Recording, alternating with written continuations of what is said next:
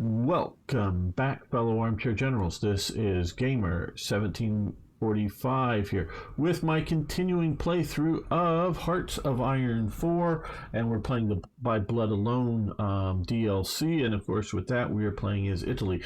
And no, we do not have paratroopers at all, so I can't paratroop into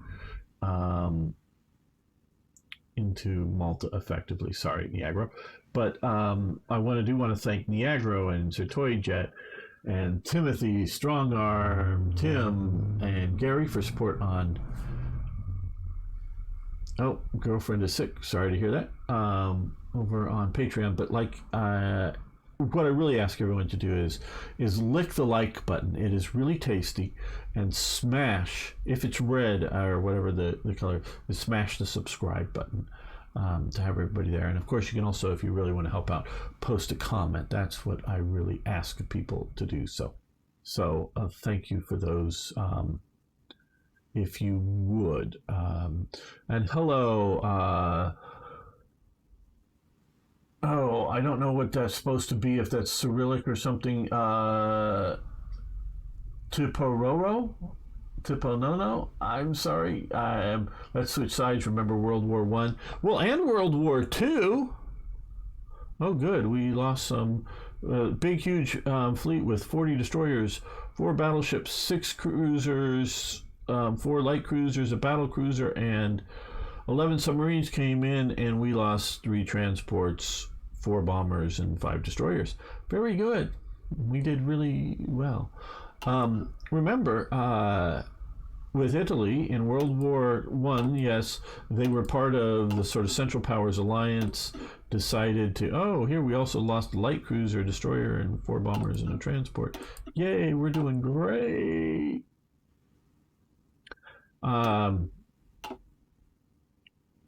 They sort of decide to fight. When they decided to go, no, it's not really defensive war, it's an offensive war for the Central Powers in World War I. So they stayed out of it, and then when it looked good, they decided to join the Western Allies. And in World War II, well, after the landings down here in Regia Calabria, basically, after the defeat in Sicily, they both unconditionally surrender to the Western Allies and declare war on Germany. So they're never considered an ally of the Allies, but they are considered a co-belligerent. The royal forces were co-belligerents. There was also communist militia, but those were just sort of local uprisings. But the royalist forces were co-belligerents, fighting against the Italian Social Republic as well as the German occupation. So yeah, they switched sides in World War II as well. My PC is making funny noises. Hello, Starstreak. Well, you've already gone beyond that. You're also a supporter of Patreon. So we have a stalemate out here in the Western Desert. We have a slowly shrinking perimeter here. Well, let's attack there. Okay. Somehow we got 2 Hungarian infantry divisions down here.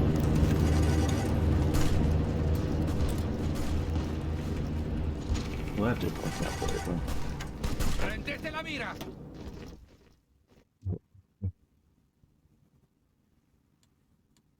Hello, Ghost of Borat. Well, to you, I didn't know that Borat was now a ghost.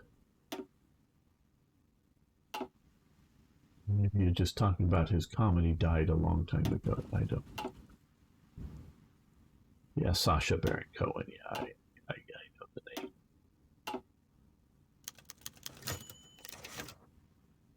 Dalmatia is rightfully ours. Well.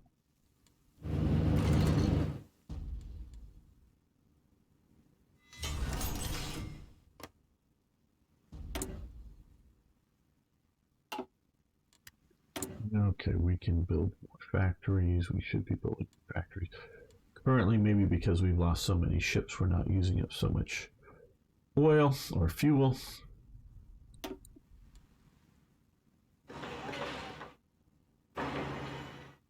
These are factories a little bit.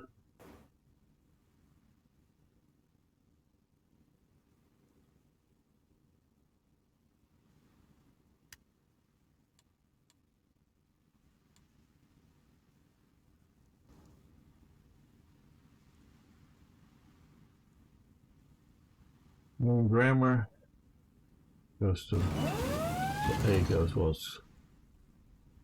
You're expecting an American to understand grammar? Come on.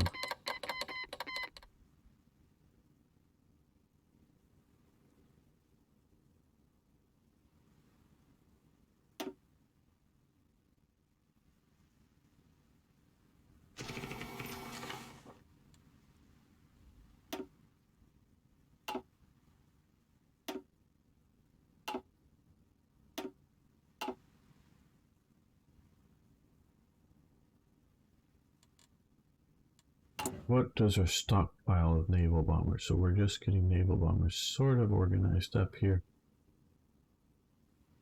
Tactical bombers, fighters are under strength.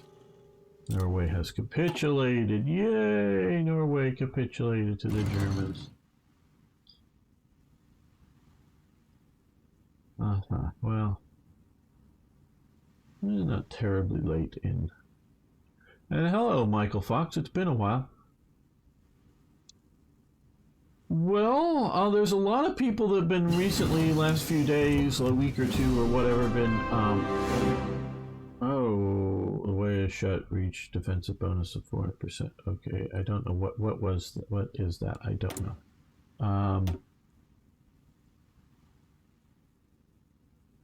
Have been asking me about doing a HOI IV multiplayer again. Well, I could do one. We used to do them on Fridays, and very, very few people wanted to watch them. So, I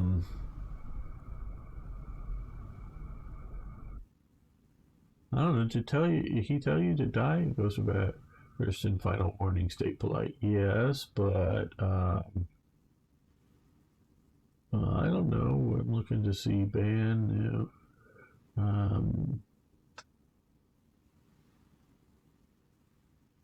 Well, he told Niagara not to swear in Spanish. Looking back to see, because Ireland's a pretty good moderator here, I think.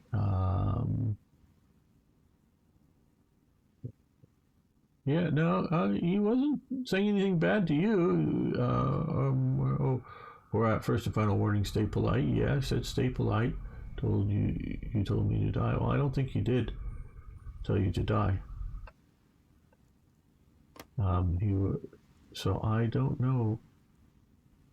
I think you misunderstood if you did, because I just looked through the chat. He was telling, he did say be polite, but yeah, be polite is nice. So I guess we could try another Team G multiplayer HOI IV game.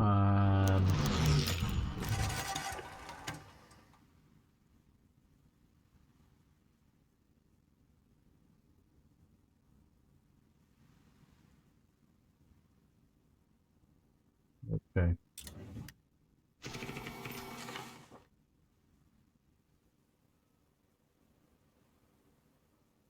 All right. Well, maybe we'll. I'm going to be going away for a week during Christmas. Oh, I may still be online. I'm taking my laptop with me, but I don't know if I'm going to be.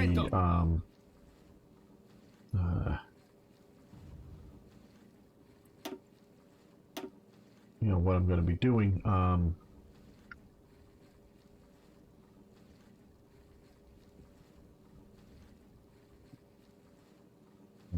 It's generals. Not nice, like infantry officer, not old guard. Reckless, War Hero, Old Guard, Engineer, River, Fort. Okay, well, we'll go with that. Avanzate! Formazione!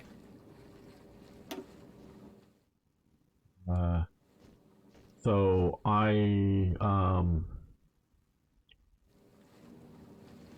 Formazione! maybe after Christmas, like I was saying, I don't know how much to, because to schedule. Maybe we'll switch from doing movie night on Fridays to trying to do whether it's live stream, or just do it ourselves in, and then post it later. Attento! Comandi! Yes. Avanzate! Do that again. So maybe we'll see about that. Well, Germany's sending us some units, but why are you not? Pronto, signore! Okay, you counterattack there. You counterattack there, so that we close up this gap. Okay, well, that is giving us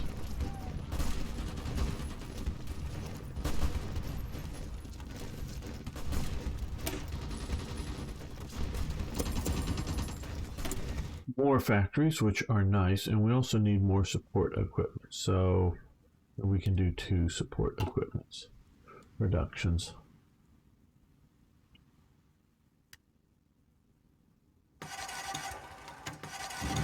Well, I don't start saying things like that, please, Arno. I have enough problem already with, hey, I want to play this obscure nation that and I know Arno can guess maybe who we're talking about. This obscure nation of World War II that fought for a whole 5 days. That's the nation I want to play. But hey, we don't have anybody to play America, or hey, we don't have anybody to play Japan. So that we need to focus first on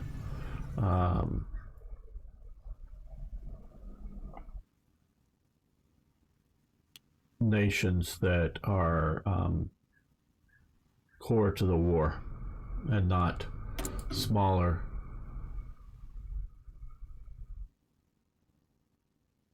Oh, I know, but I'm talking about Arno already going, oh yeah, only if you play Norway. And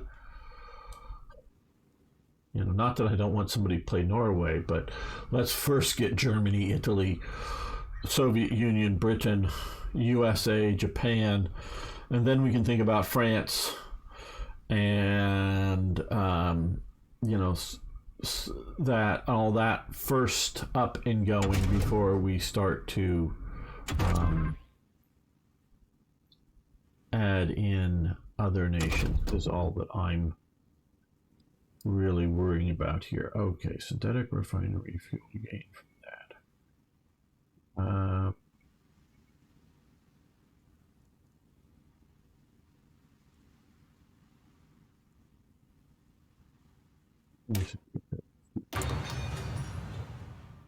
So, okay, we'll do it. We'll do it sometime after Christmas. So, in January. I know that seems like a long time off to you youngsters, but we'll do it again. We'll try it again. I don't know if we'll stream it. It'll probably be live on Discord. That's where we'll make it, and we may stream it to those maybe people who want to just come in and watch it.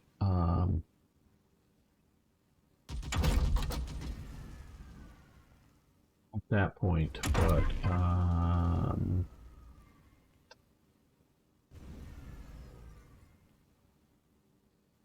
now we'll do that. Portugal lost to Monaco. Okay, I guess you're talking about that football thingy that's going on now.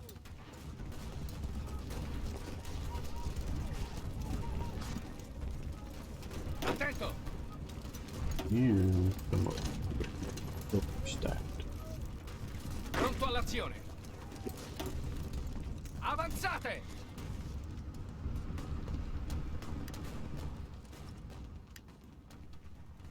Attento! You guys. Avanzate! No. Come down this way and then over to there because we don't want you to get caught up in the other attack. Goes to Borat. If you can't tell, I'm an American, so I have very, very little interest in the World Cup. But yay, whatever. Not that I dislike it or anything, just know I don't care. It's firmly in an I don't care type.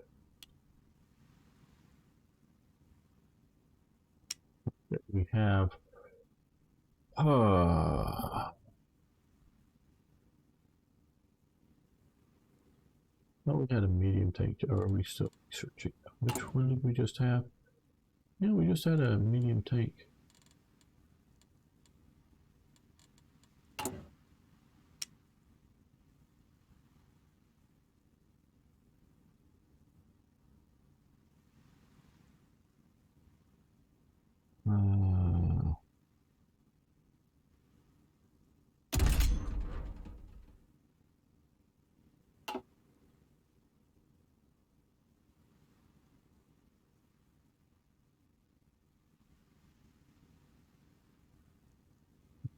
We've seen that.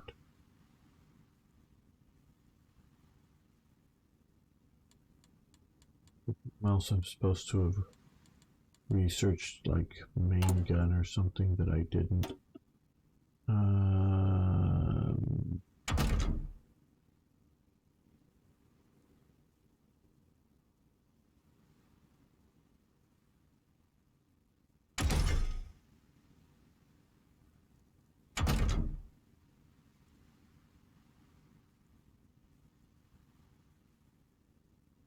Improved medium tank chassis. And no, I have not been playing this a whole lot. The new DLC. It's just what you saw a while ago. Oh well, here we have this. So okay. But when I come here, why don't I see?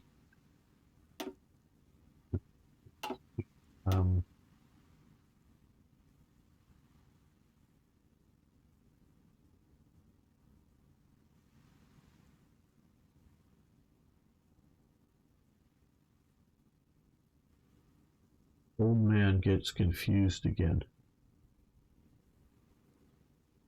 Did it show outdated equipment? No.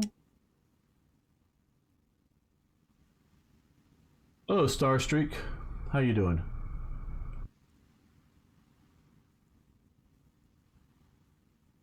Chunk of research boosters in the focus tree. Yes. And I've been doing some of those. But I just, and he's absolutely right, because we're doing this, which gives us research boosters here, and then self-propelled guns, create variants. Well,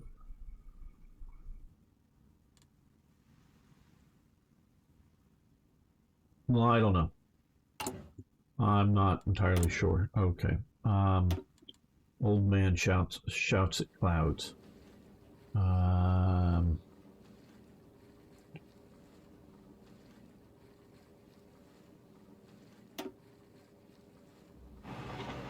We're going to build a couple of naval production facilities here because we are losing convoys.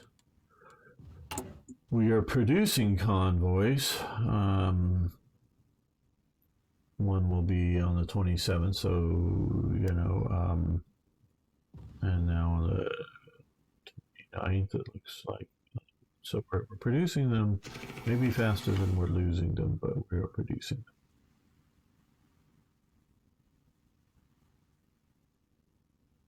Before, yeah, so I don't know.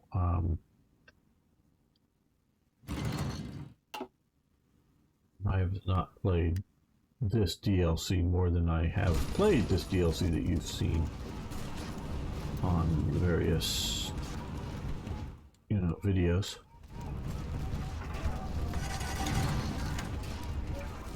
Sì, signore.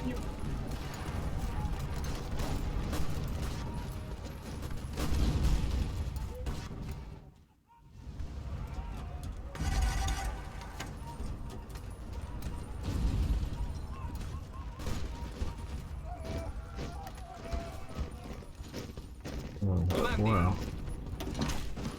You head back to there. You head back. Oh, no, you're still there. You head back to there. Doesn't count if you can. Pronto.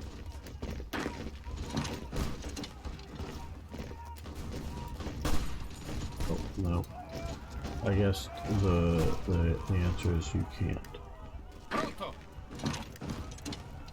Throw out up there. Maybe the Germans will hold that.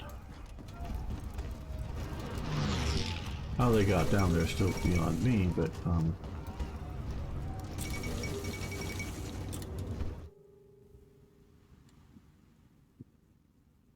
well, unfortunately, the British own that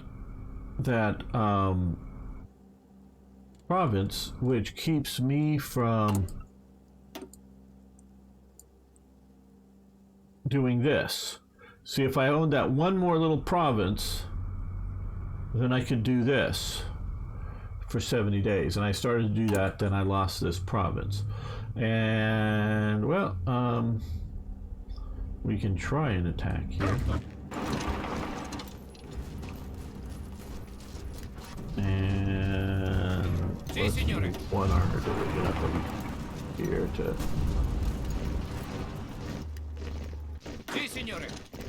let's attack with some forces just to pin these guys here. Well, maybe that will do it, and if we can hold it long enough. Pronto all'azione. Attento. This is surprising the hell out of them. Oh, okay, yeah, Italy can attack.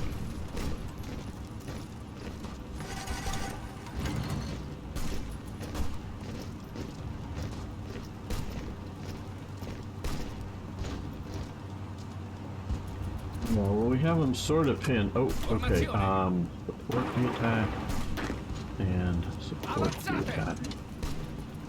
So I want to hold up here. Well, and gain this profit. Okay, well, maybe we can do this. Yay! Well, we can hold here long enough. Oh no, you guys can. You guys just stay holding that. Okay. We can hold those two. That'd be nice. Yeah. Okay. Well, Germans, don't get too enthusiastic now, Germans. I didn't say go like try to conquer all of North Africa. I'm not silly. Yeah, I'm not that silly. I just wanted to get this one province here.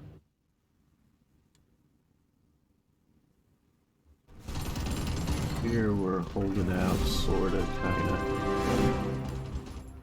Learning on the job, you have a commander execute division commanders increase there. Okay, I guess this has something, I don't know. Something to do with like achievements or some shit, whatever.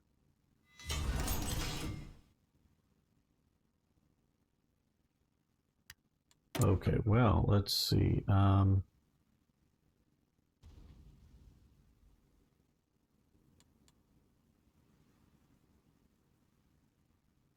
Let's do a few more dockyards to on.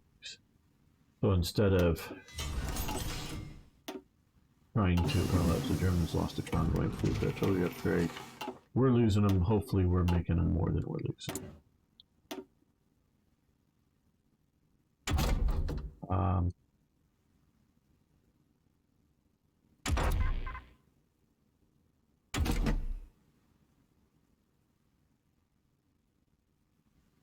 Let's do improved medium bombers. I'll encourage you to do specific stuff and give more immersion. Well, I don't know. I don't know that it gives me more immersion.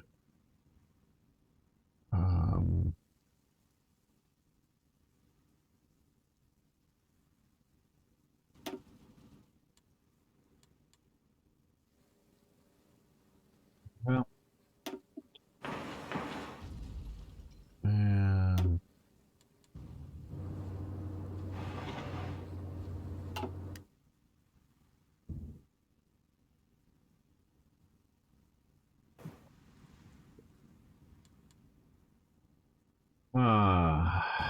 I think that's gimmicky. I don't like that. Not that it's terrible or anything, but just meh. Well, we have the Germans down in North Africa. We have a few forces down here. Okay, those are all the other Axis forces. Okay, you guys. Yeah. We do have a certain level of supply down here. I don't know how well it's all doing, but fine. I don't know if they're getting... Oh, that's that. Okay. Japan proposes, excellent idea. We shall sign the pact. Yep. Sounds like a good plan to do. It won't get us into war with the US or anything, will it? Well, now they show up with a couple of armored divisions and a mountain division, and yeah, again, I don't know how the hell they got there. Did they literally go all the way around?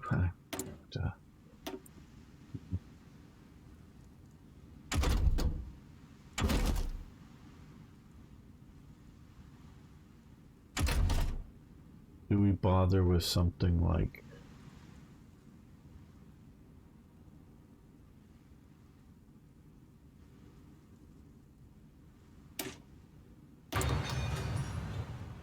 troopers at this point? I don't know.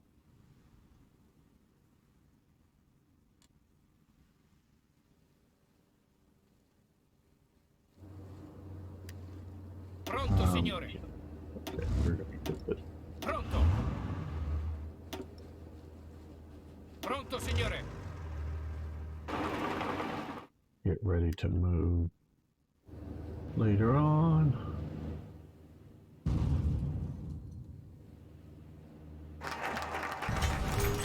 The Italian tankettes, nice. Another factory.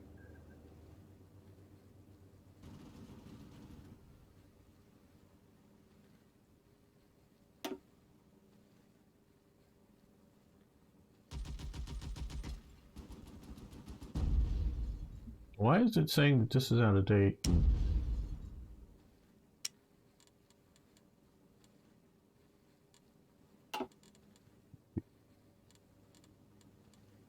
Yeah, I know I've not watched all of the... Okay, I've done this. Right, okay, we had the Carcano M38. I know it's just sort of whatever immersion thing. Now we have the MAB 38, which is, that's a Beretta machine gun. Okay, it's a UI bug. Okay, we have a, thank you for that, for telling me it's a UI bug and that they haven't fixed this.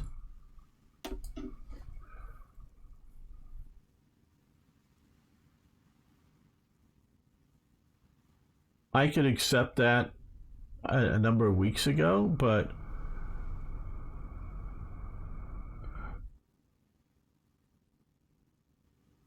better tanks are needed. Make a better variant. Latest hull if you can. It'll be that way for some time. Supply runs show off outdated. It should be fixed by turning on and off. Okay, well.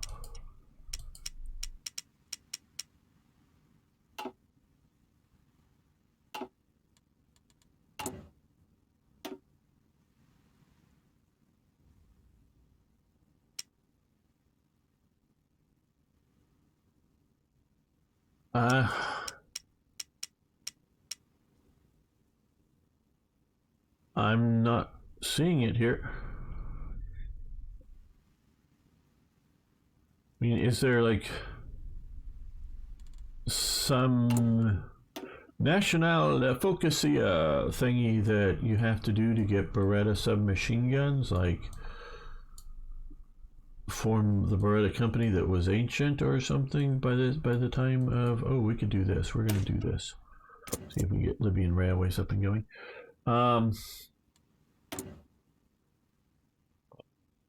I don't disbelieve you, Toyjet, it just may be continuing here that it's not undoing it.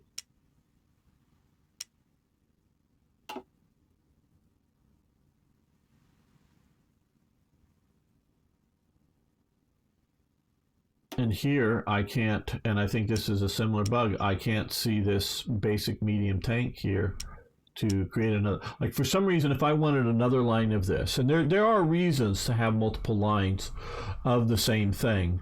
Like, one of the reasons would be you're going, oh, we want to produce tanks, but then later on we want to produce a variant, tank destroyer. Try restarting the game. Well, that's an interesting idea. Maybe after this thing. So I can't. I can build more by increasing the factory here, but I can't set up another production line here of this basic medium tank. So I can't create a variant on this.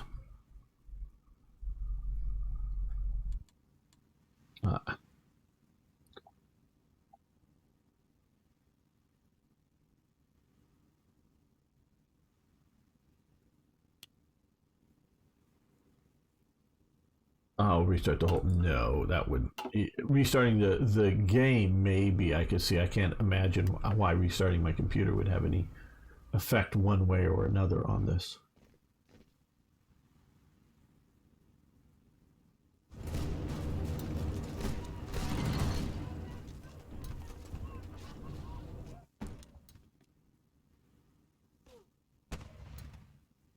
After this episode, we may restart.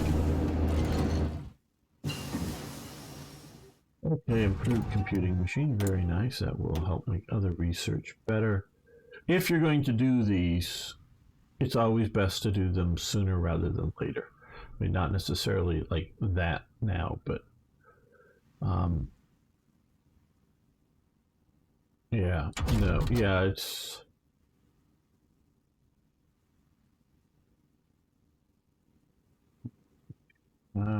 yeah, we're getting ready here. Let's factory output. Yeah, let's do this. A little bit longer because we're going a little earlier, but we want to get production going. Now, how are we doing with naval bombs? Okay, well.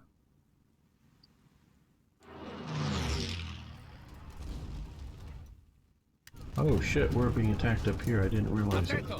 I wish there was a big effing sign that said, you're under naval invasion. Deal with it now. But no, that could be a big pop-up right in front of here for me. Attento. Yes, potato. Attack the potato.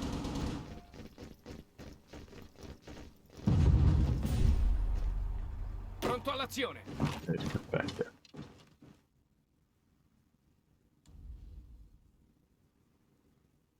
There it is, under new theater. No, I mean big, like the center of my screen lights up. Naval invasion imminent. You know, not something over here that I'm not paying attention to. I'm saying, big, flashing, neon, Vegas type lights.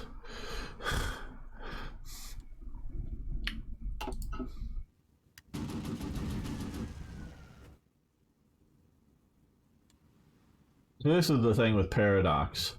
Is, oh, people don't like pop-ups. People don't like pop-ups. Well, I don't know all of their feedback. I haven't read it all. But one thing I don't like about the pop-ups is, in HOI IV, is that they pop up right here. So when I move into, I'm going to click right, and a pop-up pops up right over where I'm going to click. And what did I just click? Because instead of the infantry, or in this case cavalry division that I'm clicking on, I click on, some pop-up. That's why the Black Ice team has moved the pop-up over to the side here a bit, which is a little bit inconvenient because you can in the UI specify where they pop up. So they moved them over to here, and I will agree with some of the stuff some of the settings is that there may be a bit too much pop-ups, certainly, but it's also where they are. And so the pendulum swings heavily in other directions. Soviet Union declares war on Finland. End of the League of Nations. Now,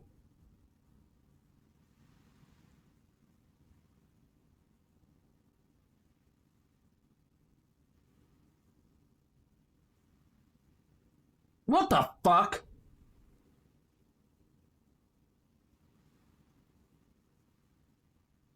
Okay, we're going to save this. I just want to check one thing before I continue to rant.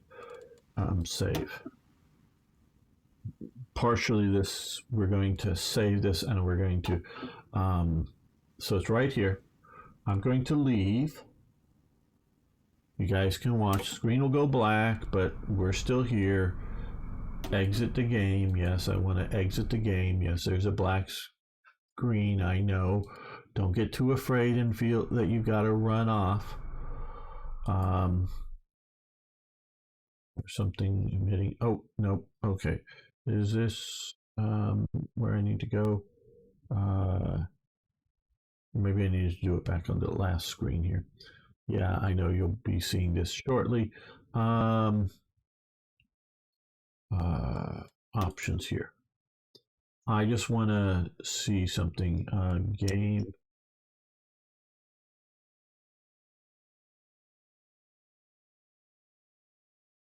I guess I can do pause on notifications, but I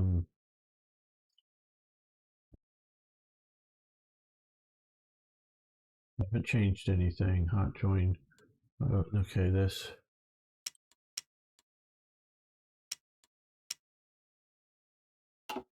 Okay. I'm gonna quit again here.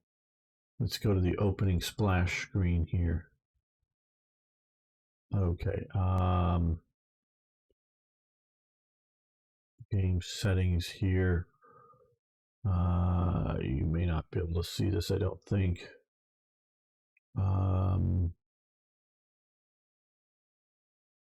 Looking for the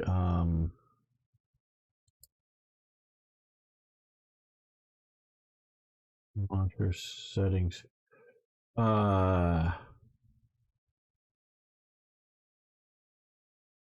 There used to be a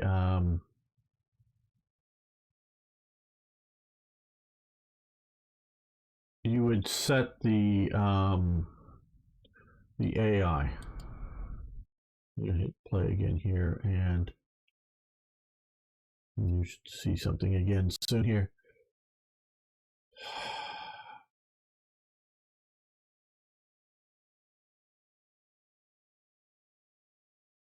Okay. Well, we're gonna go in. Let's go. New game. January. Select scenario.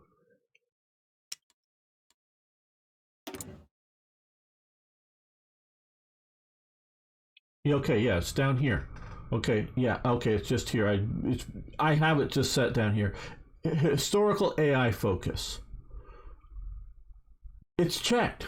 That because I knew that was, well, I believed. Back to menu. Okay. Single player load, because we want to load where we saved here, and it's still historical AI focuses checked. I just wanted to make sure.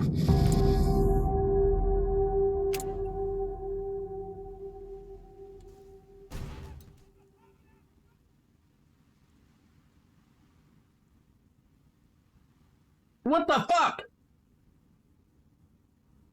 Finland has already accepted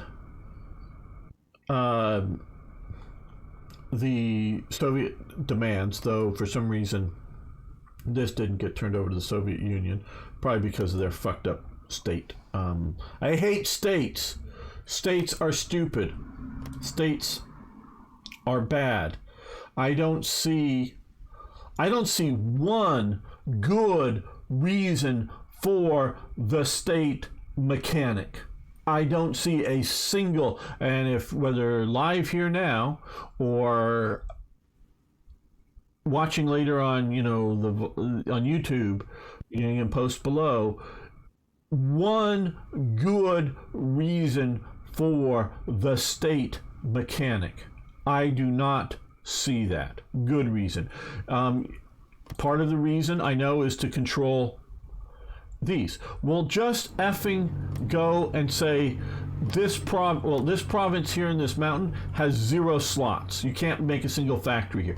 Can't make a single factory here. But you can make 4 factories in Genoa or whatever. So, and in Florence here, you can make X number of factories. Don't have every single province be a factory capable, because we have single province states like Gibraltar, not just some islands too, but we have Gibraltar single province states.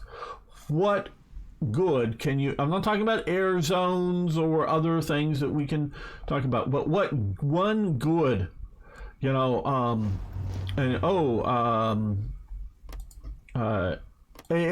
Well, just put AA again over, like in Hearts of Iron 4, over particular provinces, so that when they're being bombed, AA is there. And this way you can have more than one airbase within a state, so that when you have effing big states like this, I can conquer here, build an airbase here, and Britain can have an airbase over here, and they can both have airbases instead of having one airbase out here, or having no airbases or whatever, but having it way back here and not being able to reach. So I don't see one good reason for the state mechanic. Not one good reason. I mean, I understand the original purpose was this is, how many factories you can have in that state. It isn't good enough reason for me, because again, if you in Hearts of Iron 3, it's your sort of energy, the coal symbol, is what is supposed to be limiting the idea of how many factories you can build. Okay. Here they went over a geographical idea of how many factories we can build in an area. And I can readily see that some of these provinces, you just go 0. And some of them you put 5, 10, 100, whatever it is. And so I can't see a single good reason for a state. And that way, because as part of the peace treaty out here, there's a little peninsula, maybe it's a little more here, but the Soviets get a small little port access to thing. But and this way you can better deal with whether it's peace treaties or historical areas like Danzig and whatnot. I mean, again, here, single province state. Okay, good.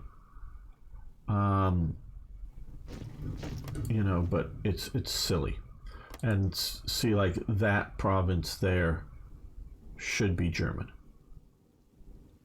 Not the full state, but Suwaki, however you pronounce it. Okay, so we have this on historical AI.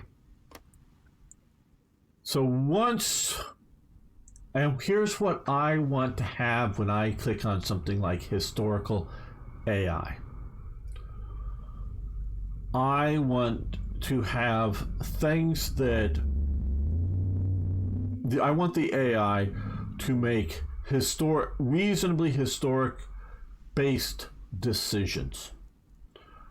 So the Soviet Union presents an ultimatum to Finland. Now, and if you're going strictly by historical, Finland should say, fuck off. Okay. And then you have a winter war. And then if it's AI, we're talking both the Soviet Union and Finland are both AI. You have a winter war that once the Soviet Union achieves a certain level of success,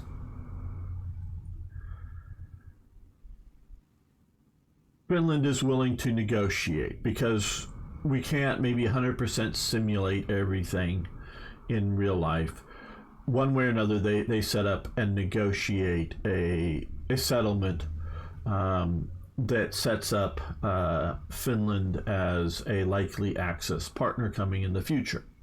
Now, if I'm playing as, say, Russia, Soviet Union, well, I can make my own decisions. I can make the demand and go, they say, fuck off. And I go, no, we're going to war. Or I might go, oh, fuck off. Well, I'm not going to go to war with Finland because I know it's going to crush, the winter war is going to have such huge penalties and my divisions are going to get crushed. I'm going to decide to back off on it, because maybe I'll decide to back off on it and Finland will stay neutral in World War II, so I won't have to garrison that border and all of my forces can go down to fight the Germans. Or if I'm, again, a player as the Soviet Union, I go, oh, well, hey, we're losing things badly in Finland. Okay, survive out the winter. Summer comes, summer 1940.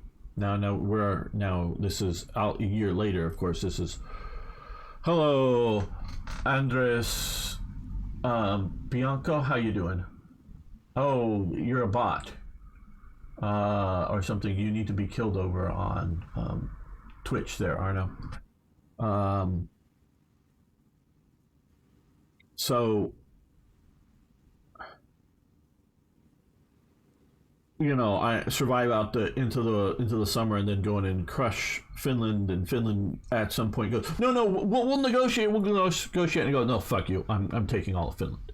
Okay, that is me, the player, deciding to go off the historical script. That is acceptable to me. But when we have two AI components here, thank you, Arno, they should follow the historical script, so long as I haven't done something that would change the historical script, like, say, Germany declaring war against Finland, or, because if I'm playing as Germany, that would change the historical script of Finland in some way. But when you have, Soviet Union at peace, and it should not be starting the Winter War now. So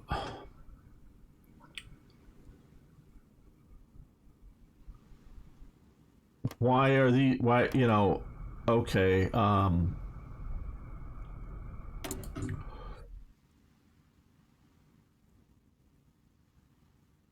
independence of Lithuania is guaranteed by the United Kingdom. So that is why probably why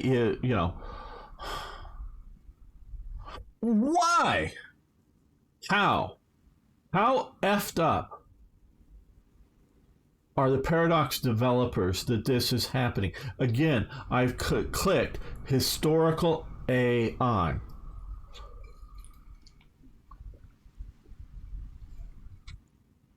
I didn't click fucking dynamic AI, do whatever the hell you please.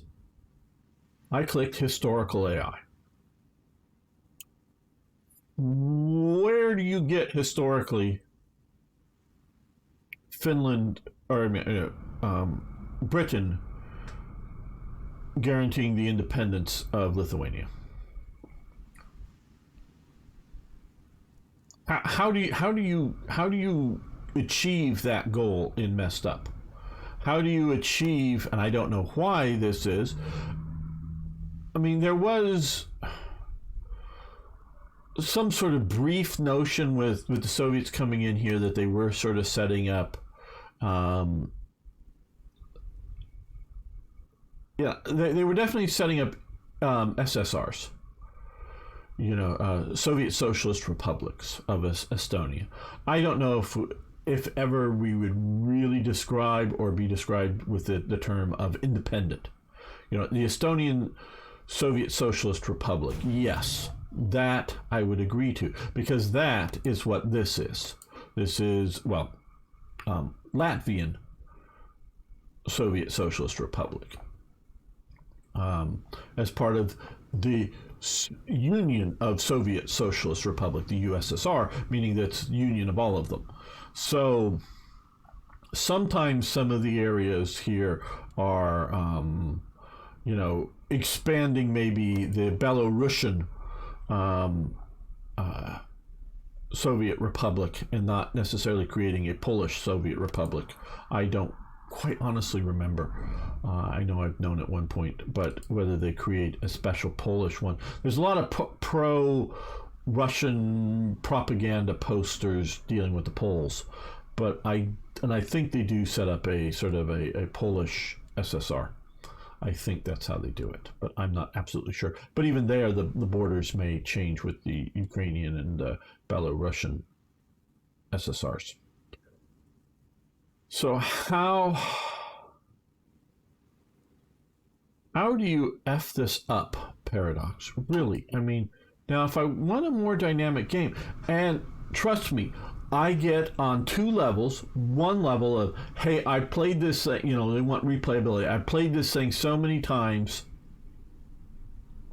I want a more free-flowing, because, Free France. How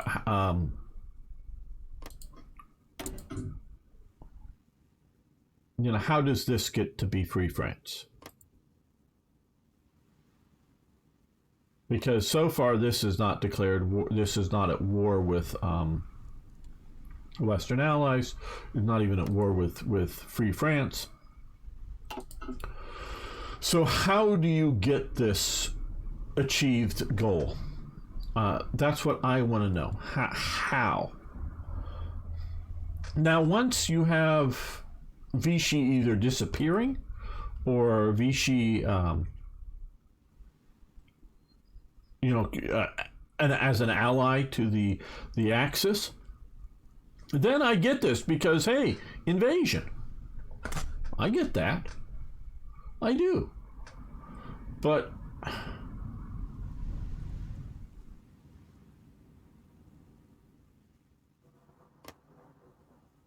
why is that Vichy and this is free now?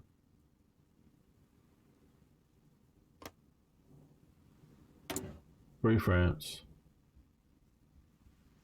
I don't see them at war with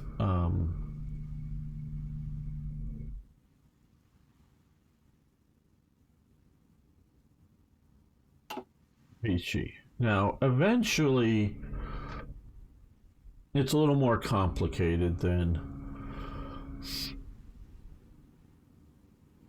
this might historically be, because prior to the Americans landing in Morocco and Algiers, you do have and it goes at different stages. You do have a Free France versus Vichy France, which in a way starts the war there, starts with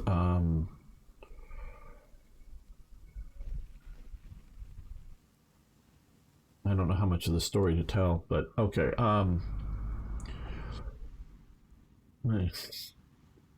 France is falling. Churchill is, like, every other day flying from London down to the capital of France, which gets moved down, I believe it's to Bordeaux, or maybe it's La Rochelle, but I'm pretty sure it's Bordeaux. It gets moved back here. So he's literally, like, every other day flying back and forth, trying to keep France in the war. Just anything he can do to keep France into the war. Diplomatically offers some sort of union with France. Not that it's going to be, truly a unified nation, but offering some sort of political union, for the duration of the conflict and whatnot. I don't know quite exactly what he's offering with that union, but just trying to do everything he can to keep them fighting, both in France itself as well as which this is considered, these two states here that I'm railing against are considered part of metropolitan France. I don't know how far metropolitan France is considered going down into the desert. This is, there is sort of a kingdom of Morocco out here that exists, that's a French territory, French controlled territory, but is sort of a semi-puppet state. Tunisia is another sort of colonial type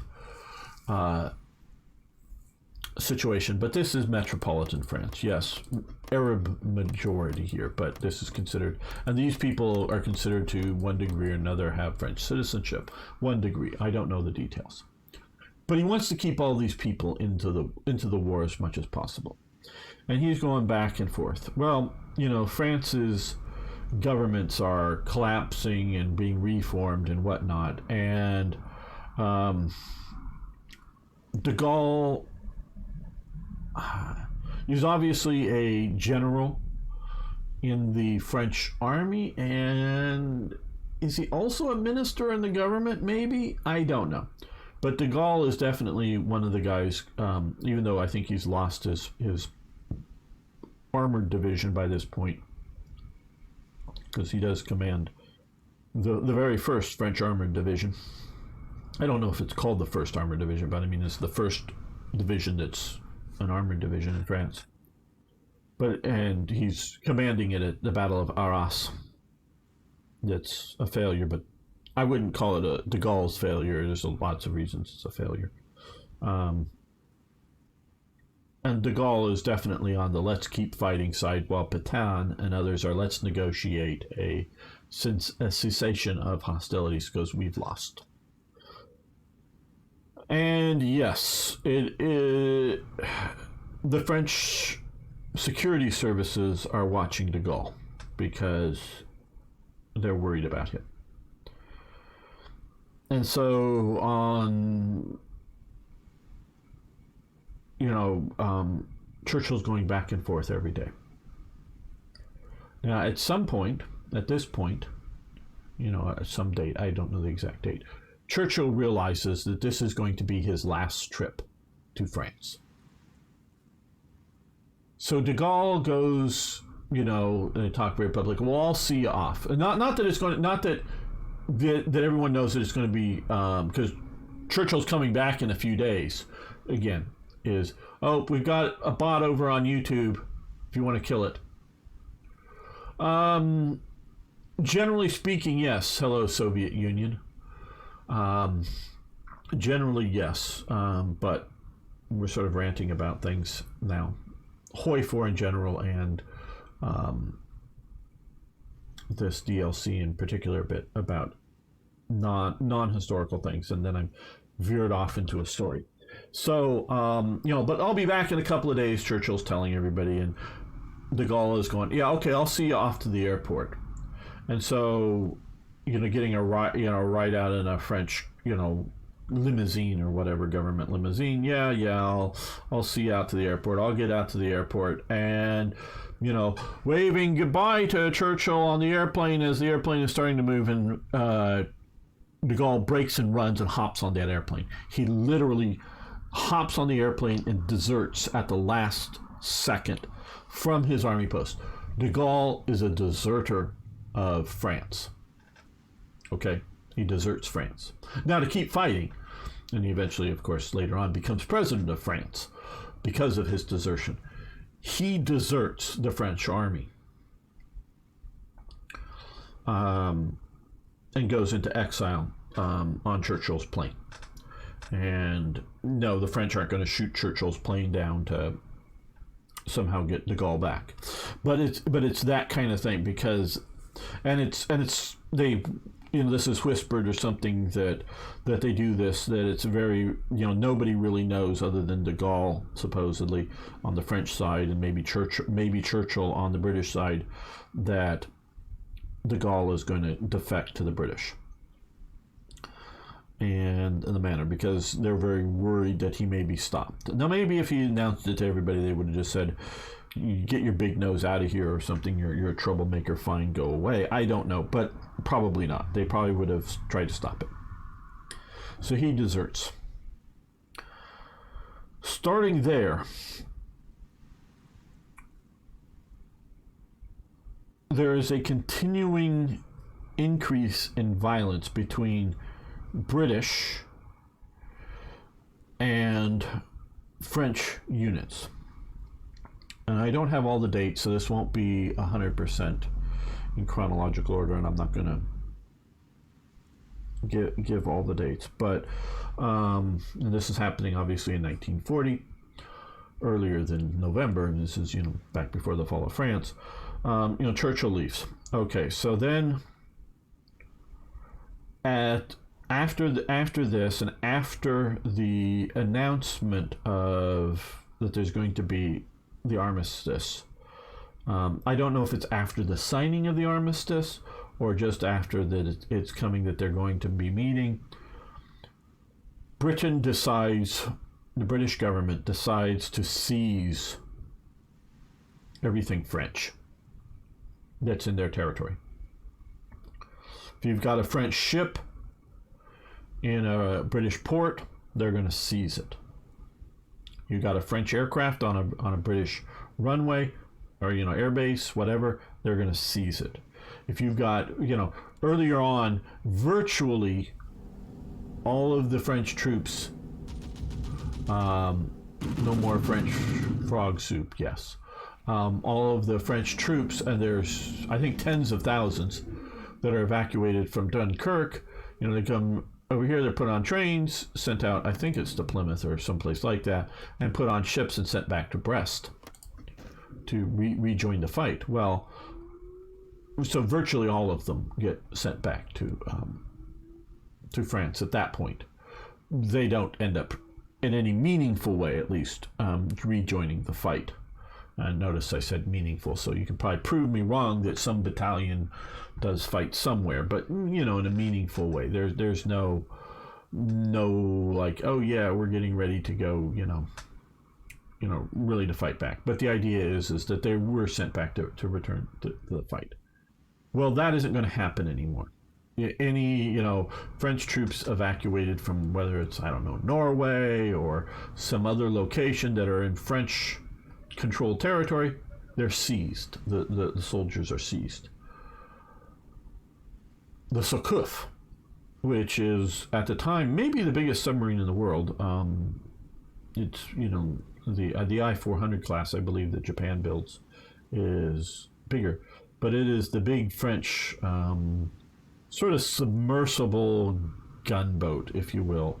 It is a submarine. It is reasonably submersible as any other submarine of the time period, but it has two big, I think they're 8-inch guns on them, but they're big guns, maybe even larger guns on a turret that it can turn to the right and to the left. It can't turn around too much, but it can turn to the right and left, and it's pressurized, and it actually even has a hangar for a very small World War I I don't know that it's quite that old, but small aircraft that's sort of wood and fabric and really small one-man sort of aircraft that you can get up and use like a telegraph key for its radio signal to signal back onto the ground, or just for spotting, both finding the enemy as well as, oh hey, your shots are short or long or whatever, giving, if they're shooting the main guns I should say, at the enemy.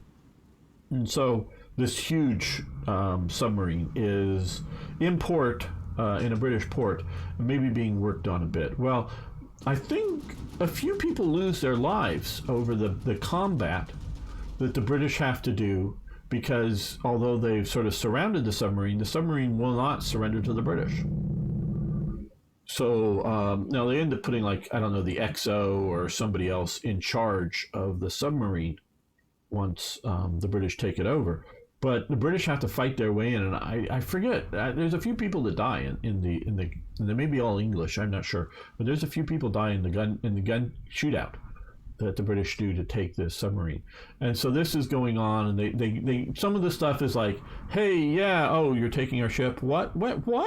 Oh, they're sending. Oh, we'll join you. You know, so it isn't always a hostile act, but it's partly done to give cover to the even when they sort of are pro-Free French, in that, oh, hey, yeah, we want to continue fighting. We'll seize your ships, so this way, Germany won't be able to claim that. Well, why are your ships going over to the British? Why are they continuing to fight? What's wrong with this? What's and start complaining about it. No, the British are just seizing the ships. So now a lot, and as time goes on, more and more, but a lot of the officers are and enlisted are quite friendly to this idea, but not everywhere. I believe down in Brazzaville, which is down here, and the sort of French Congo here, and some here, does fairly early on declare for Free France, realizing that they're surrounded by, Belgium that's still at war with, Belgian Congo that's still at war with Germany, and Britain, over here in Nigeria, at war. So they're sort of surrounded and not near Vichy territories. So they go, these guys declare, for Vichy. These guys declare for Vichy. These guys over here declare for Vichy. Again, if we were playing this fucking historical, you don't like NATO symbols? Sorry to hear that. I prefer them. I mean, we still have the big giant men standing around, but I'm old. I grew up with the NATO symbols.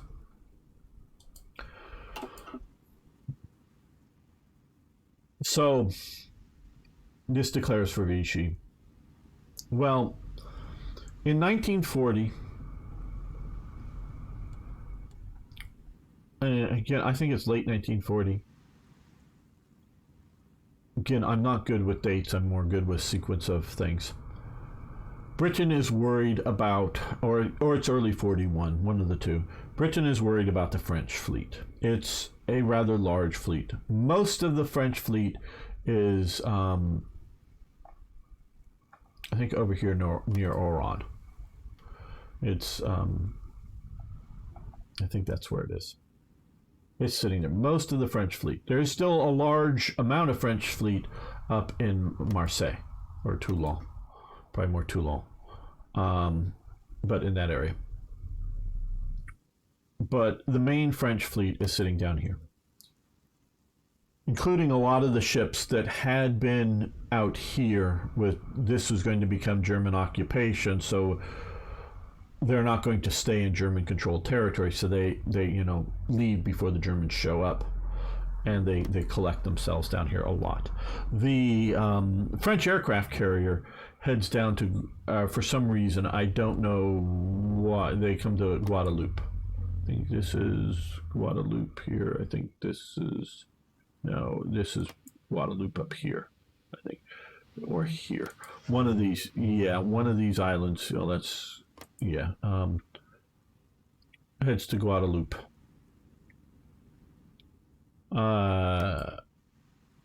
One of the heads to Guadeloupe. So the one French aircraft carrier heads out there and basically spends the whole war out there. I don't even know why it never does anything more. That's a bit of a mystery for me. I don't quite honestly know that. There you go, Shower FR. Joined for history game, stayed for history lesson from the internet. Well, thank you, Soviet Union. I appreciate that. So, Britain is worried that this fleet, whether it's the fleet in, I believe it's Aboukir Bay, I think again near Oran, or the Marseille, or the Toulon. Toulon is this historical French naval port in the south of France, near Marseille. But I don't know exactly where it's all sitting there. Is worried that it's going to be taken over by the Germans, given to the Germans. And Churchill doesn't like this. Churchill is very, very worried about this because of what Britain is having to do to protect its convoys coming in and out of Britain, because of the balance of power in the Mediterranean, and it's needing to have ships here with the Italians already, and still having ships out in the far colonies. Are still at peace with Japan at the time. They don't have they're there's at times that there's more, Italian ships and modern Italian ships in the Mediterranean than Britain has ships. Though Italy never really effectively uses the moments that it does have naval supremacy, like to go destroy the British ships in the Mediterranean at the time.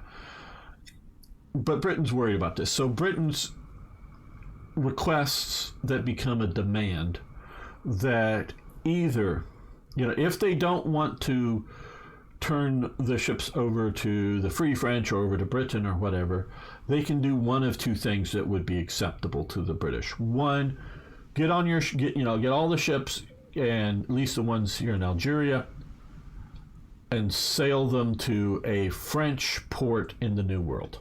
That would be one thing, to down here to French Guiana, or again, like to Guadeloupe or someplace here. That would be an acceptable outcome. Or you could sail them to the United States and have them interned for the rest of the war. And the Americans like, hey, yeah, just park them here. They'll not mess with them, and your sailors can, live in day camps, that they can during the day go out and hang out in whatever city they're nearby, but show up every night to at the barracks kind of thing, to prove that they're, contained in America and they're not coming to fight against the Germans or something else like this. These are the two offers that would be acceptable.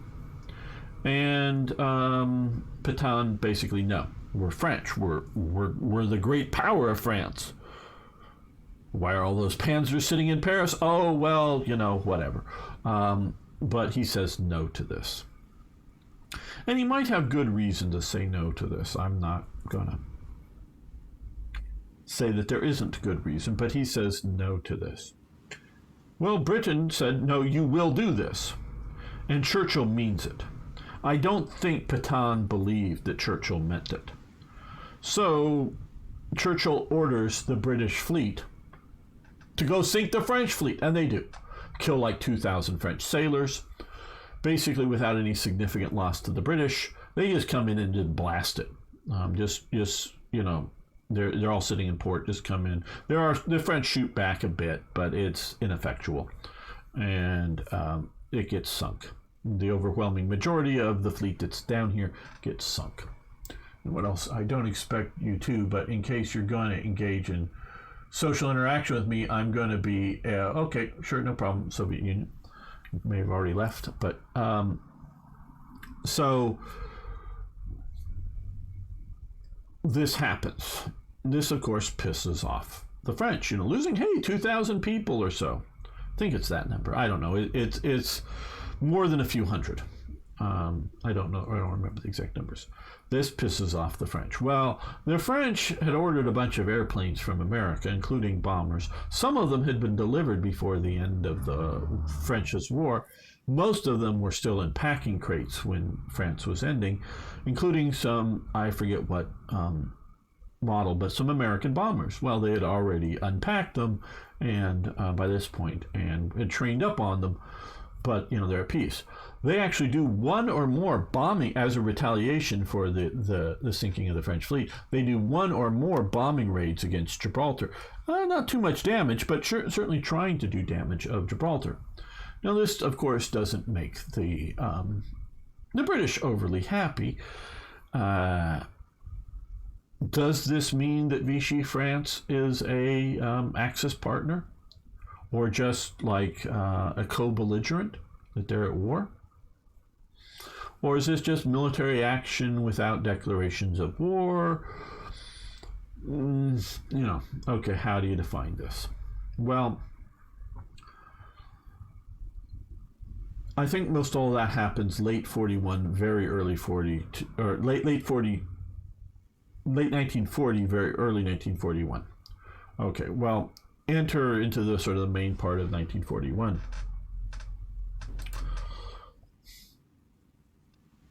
Britain is worried about Axis operations here.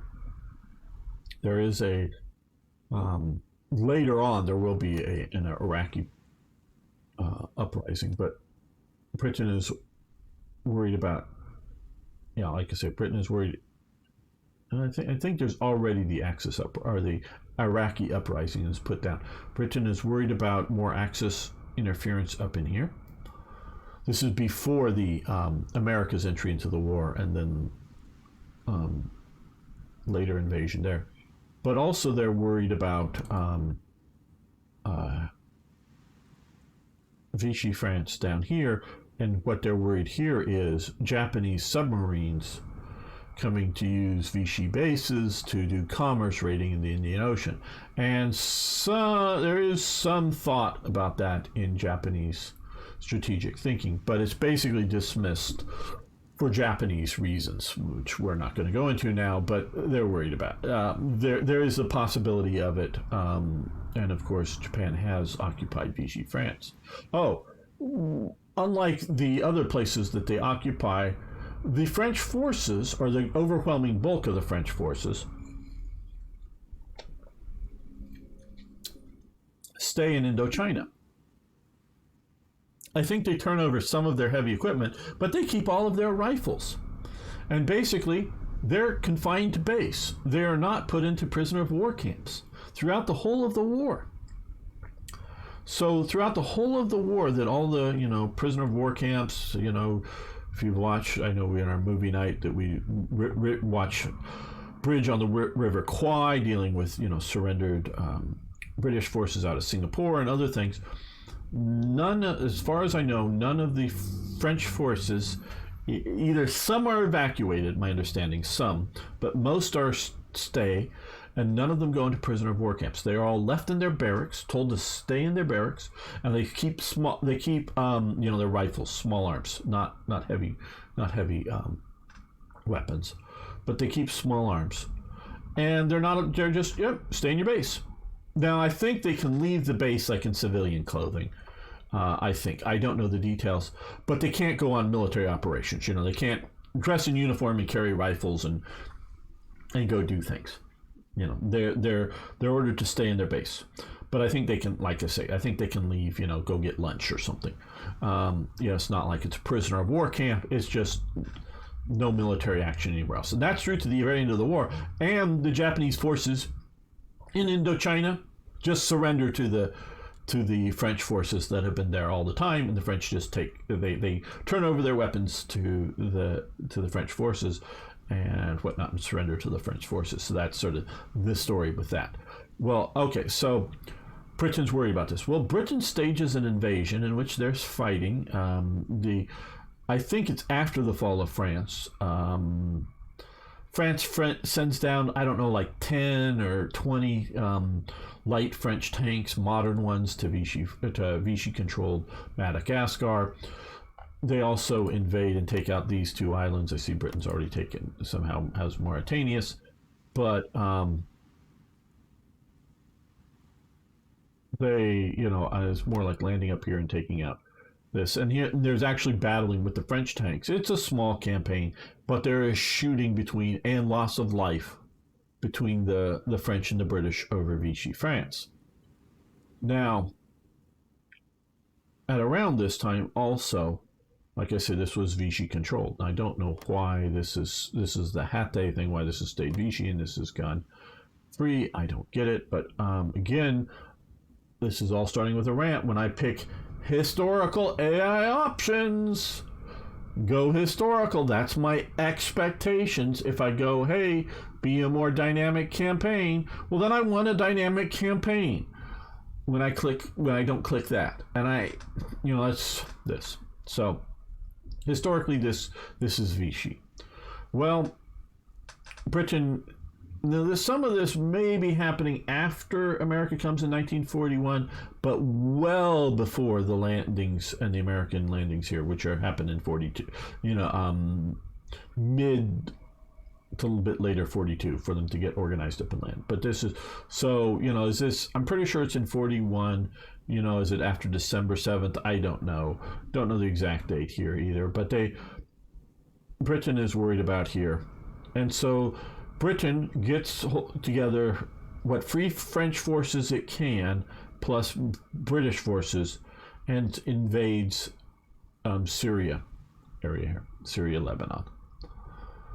The one sort of interesting historical fact is it's the only historically known engagement between the French Foreign Legion fighting the French Foreign Legion. They fight. There is, I don't know whether it's a company or battalion or on either side, but it's a substantial force. One is a Free French Foreign Legion outfit. The other is a Vichy loyal, at least at the moment, a Foreign Legion outfit. They fight each other. I don't know how bloody, don't know how hard they fight, but this is a military campaign in which there is shooting. I do know that it's not a diehard. Oh, we've lost roads. Not that we could continue to hold it, but we've lost roads. I didn't garrison it when this whole thing started off. Doesn't really matter, but we've lost roads. Now that's fine. That's not a complaint here because that would be a reasonable military action. That's not historical AI. It's not. I'm trying to straitjacket the historical or the AI into not doing things that invasions or whatever. If they think they can get away with invasion of Sicily, well, they get to try that. So the British do take out and fight the Vichy French here.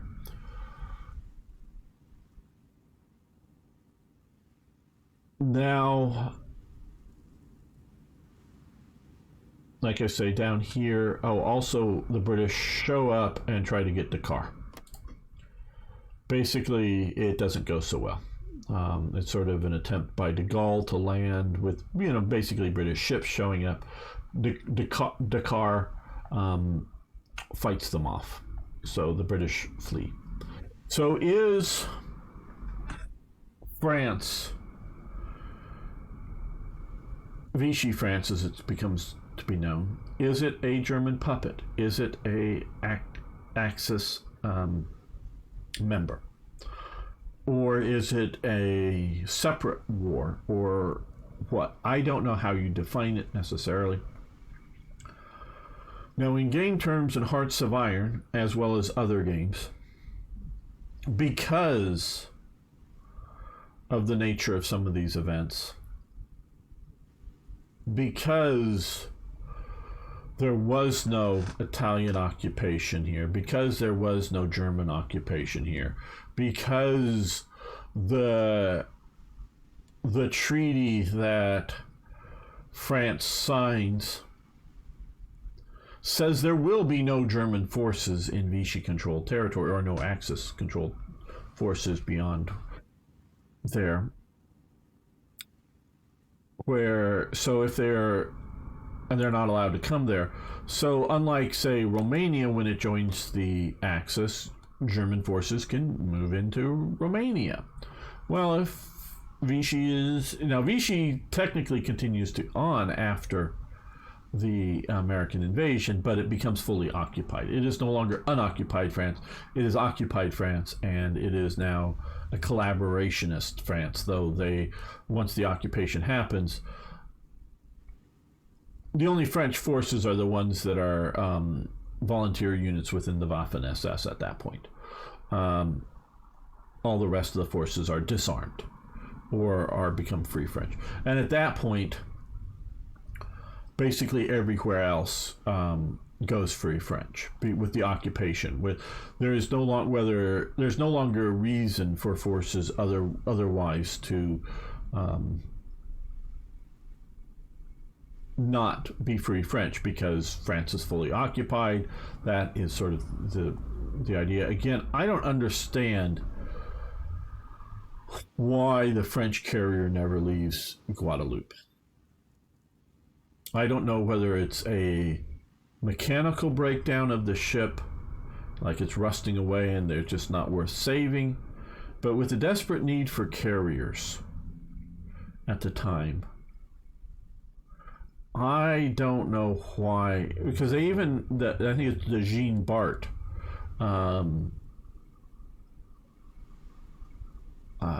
French battleship that's fairly new.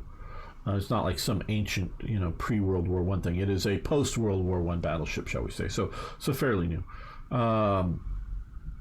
Is taken to American port and spent like 9 months being reworked and refitted, and it's like late 44 or whatever, or early 45 or something like that it leaves after it's refit with a French crew, and basically the war's over for naval, and France has no interest in participating in the Pacific campaign.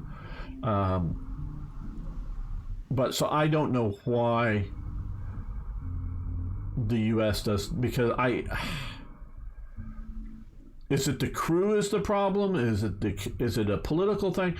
Because once you've got it there, I don't know why you don't get it and use it and get it up to be like an escort carrier or whatever, escorting convoys, but they don't. Bern is not a very well designed or outfitted ship. Is that the name of the carrier? Yeah, I don't know that it is a very well designed or outfitted ship, toy jet. And I'm not suggesting that it should be used as a fleet carrier against Japan, or as a fleet carrier in operations around the Pacific. But is it really worse than a CVE? A Jeep carrier sometimes. I'm not talking about the nice Independence class or class of light fleet carriers, CVLs. Yes, is it worse than a Jeep carrier? You're saying yes, because some of those Jeep carriers are converted oil tankers and converted freighters. So maybe it's that bad. I guess I don't know. If it's truly that bad, then I understand. But I always figured that it's at least as good as an escort carrier. So, but if it's really that bad, was a poorly rebuilt battleship. Yeah, I know. But some of these Jeep carriers are just converted freighters and converted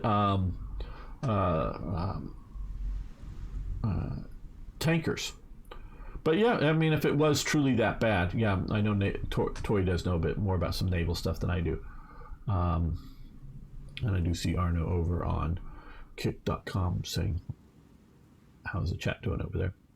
But so, yeah, so it never ends up anywhere. And I just don't know. It didn't make more. Well, yeah, I get the idea didn't make more, but it's just, I mean, it's got to be really bad, that it's so bad that you don't want to sail it, back and forth with a convoy and put 10 or 20 aircraft on it. I mean, it doesn't need to be like a fully, good flight wing and well organized, but just enough to like fly around and, keep submarines off your ass. I mean, it's got to be really bad for that. They figured from their experience that the battleship would remain the king of the seas. Okay, well, yeah. But it just, because being an escort carrier to me is just sort of like, and here, how does this happen? What is happening here? Again,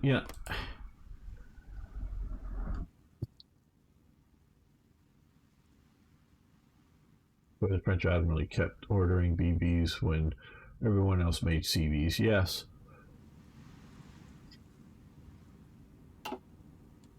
So, okay, so yeah, this whole rant is what this episode has turned into, and a history lesson. So because, and the reason I'm talking about all this is I am also a game designer. Now, I haven't designed a game from France. I'm not from France. I'm looking at France here. From fresh from the start. basic level. But I have worked with Third Reich events for, Hearts of Iron 3, so a heavily modded game. And so I'm taking the game and I'm designing it, I'm doing more. It's not, starting from a blank slate.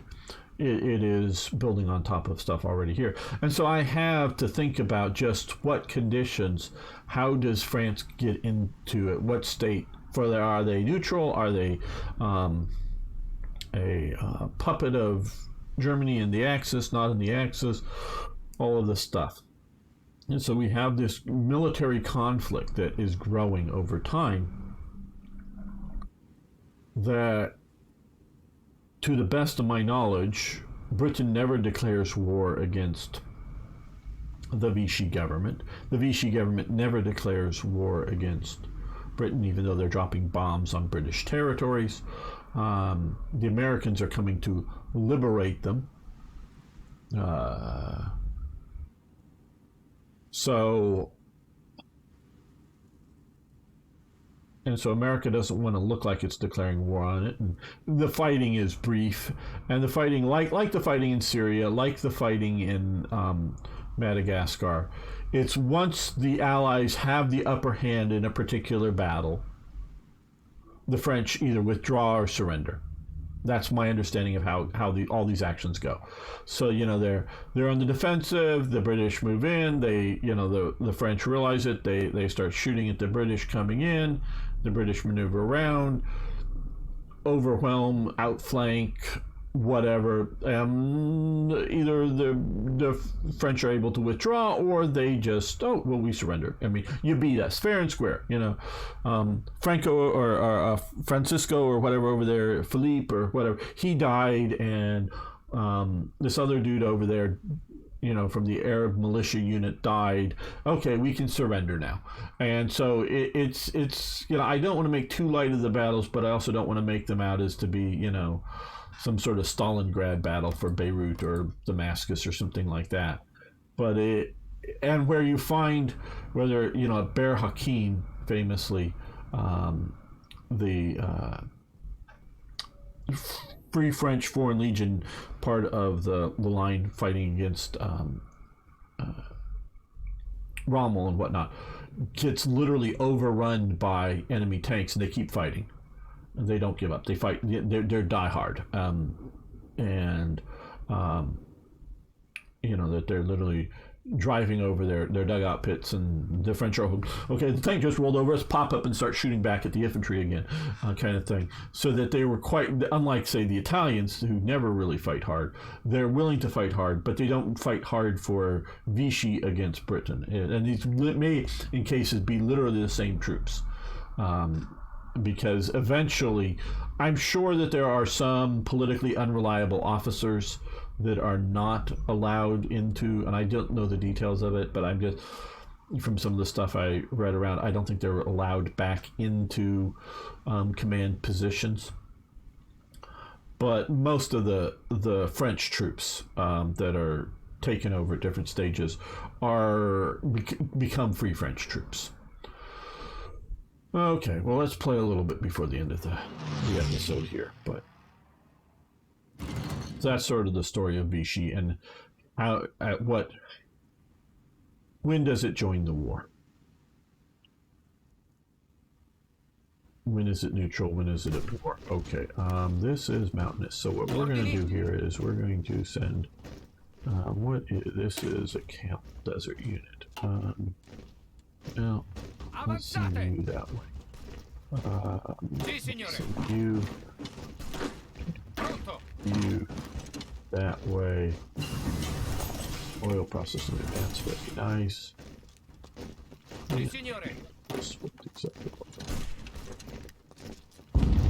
Get in there. That down. Okay.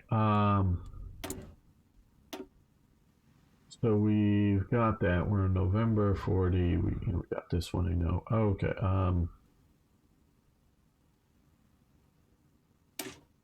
We'll do that.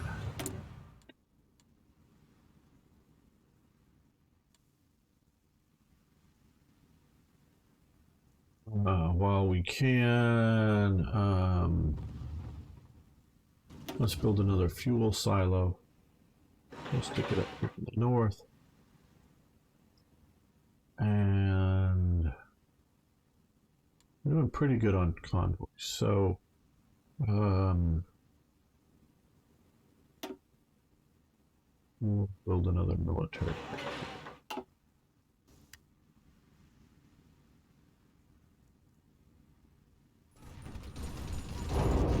I know from the action of, okay, well, we can, well, let's look at logistics here. Okay, we could use a little bit more, but I want to increase some stuff that will do that. Use some more fighters too, just because they're the 100. I also don't like the, you know, there's, like I said, I generally sort of like the DLC, but I don't like the air units are default, and I guess without modding, I presume modding you can, but defaulting it at 100 strength. Okay. Germany just declared war on Yugoslavia. So we are going to be invading Yugoslavia, and that will be happening, yes, next episode. So thanks everyone. Again, I want to thank Tim, Strongarm, Niagro, Timothy, Sir Toyjet, and Gary. Some of them are here. For your support over on Patreon. I appreciate it heavily. But everyone else, just remember, if you smash the like button or the subscribe button or both and post a comment, those really help. So please do that. Thank you so much. See you next time for more, yes, more Hearts of Iron.